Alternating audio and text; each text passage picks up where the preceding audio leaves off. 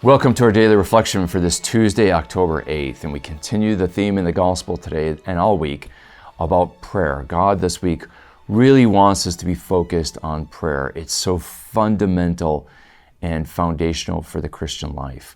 We can't really fulfill God's will if we don't pray.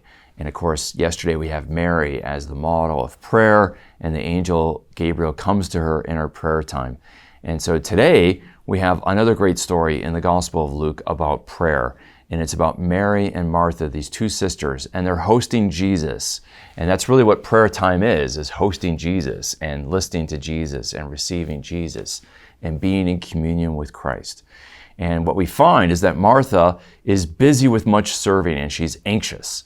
Now you can imagine if you've got an important guest, any guest coming, how busy you want the house to look nice, the food to be great, and all those things. And of course, Martha is hosting, the most important guest of all, God himself, right? Jesus. And Jesus doesn't come, alone. He comes with the 12. And that's a burden for when you're trying to show hospitality. But I always love what a dear friend, Sister Timothea, taught me about this in a conversation about this story. She said, Jesus is basically like, Martha, you need to make the dinner simple, basically, and you're trying to do too much. And I think, isn't that so true? Sometimes when we want to serve and serve God and think we're doing good to others, we want to serve in our own way. And maybe Martha wanted to show Jesus, what a great cook she was and what a great housekeeper she was, and she wanted everything to be perfect. And maybe sometimes when we show hospitality and serve others, we're trying to do things our way, and sometimes we let our pride get in the way, rather than simply realigning in order to authentically really serve. And so if Martha would have aligned with God's will, maybe she would have done a simpler meal so that she could spend more time with Jesus and the apostles and listened to Jesus' teaching more, rather than being so busy in the kitchen and preoccupied with the way she wanted to serve. And Mary shows us the better way, as Jesus says. Mary is focused on Jesus, and Martha is focused on all her work and all the things she wants to do to have her plan realized. And that's a lesson for us.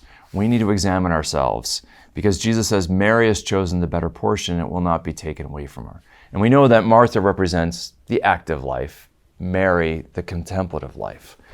And yet, what's really at stake here, I think, in a deeper way, is aligning our wills to the will of Jesus. Not our will, but yours be done, O Lord. And that's the secret to prayer.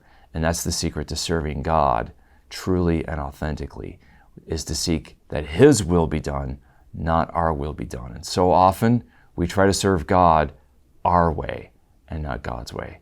There's a song about doing things my way, and the prayer that Jesus teaches us is that thy will be done, not my will be done. That's the secret here between Martha and Mary. It's a subtle difference. They're both doing good, but one is doing the deeper good of seeking the will of the Father. May the Lord bless and keep you.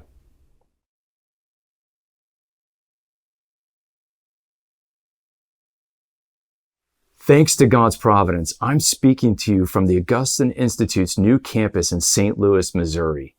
We have this wonderful 286-acre state-of-the-art campus, which is going to allow us to transform our mission from simply having digital platforms to now having a physical platform that complements those digital platforms. It allows us to provide in-person education and training in the faith. We think this is going to be transformative, increasing our student enrollment, providing and allowing us to have conferences and retreats for the church and for the Catholic laity and religious across North America. Help the Augustine Institute serve Christ and the church with this new campus. A gift of $100 or more will allow you to receive a gift in preparation for Advent called Waiting for Christ by St. John Henry Newman. We'll send that to you before Advent, and you can go to augustineinstitute.org/give and make a donation today.